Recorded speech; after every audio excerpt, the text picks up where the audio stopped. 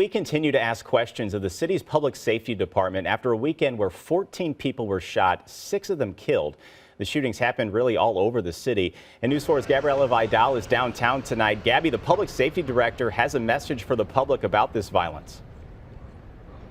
Yeah, Corey, and that message is actually to families, saying that he wants families to ensure that juveniles aren't left downtown unattended, especially on the weekends and at night when some of these incidences are happening, and particularly after a shooting that happened here just off of Keener Plaza last night, where a lot of juveniles were out here unattended. He says that having unattended juveniles out is something that they haven't seen in a while. We don't want to suggest that these are bands of young kids who are running around committing heinous crimes, but they are being disruptive to the downtown area, whether it's scooters or having fights or, congregating in the street, those types of things that are nuisance behavior, which if you have a parent or guardian with them, they would control that type of behavior. Though Isom did say that no criminal activity other than that shooting that took place happened last night. No one was hurt in the downtown shooting, and the suspect still hasn't been caught yet. The police say they're looking at surveillance video to identify who the suspect is. Isom does say that they are trying to determine how they can shift personnel around to have a larger police presence on weekends and nights. But he also says that if families are making sure the kids are not out on the streets late at night in the downtown area, police could be better diverted their resources to other calls in the city.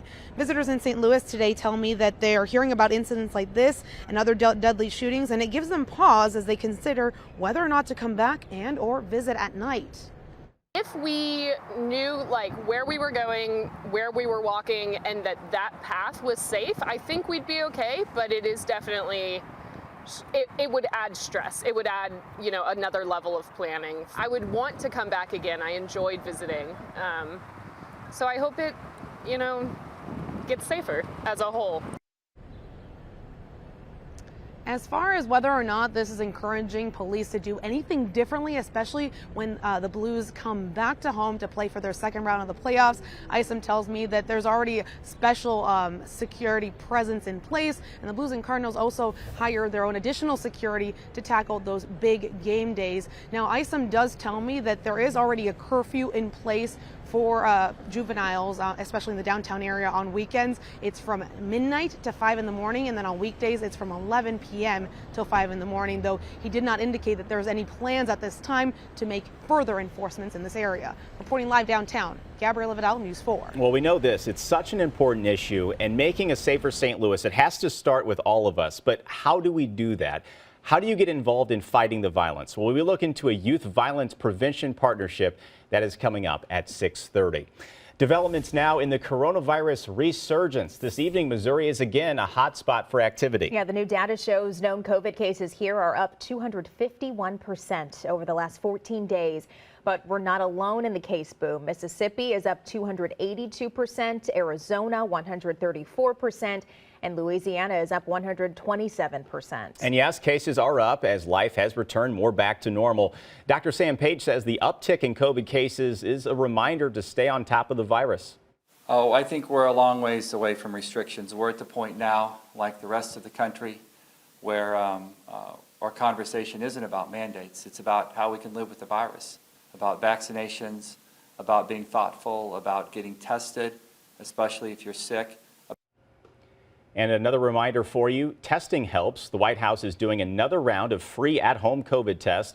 This means you can now request up to 16 free COVID tests. If you want to get some, visit covid.com to fill out the order form. Tonight, there's new information on the Edwardsville Amazon tornado. This comes as News 4 Investigates continues probing the December disaster. And we are now getting our eyes on some new records. News 4 investigator Susan L. Corey gives us a glimpse of the story she is breaking tonight at 10.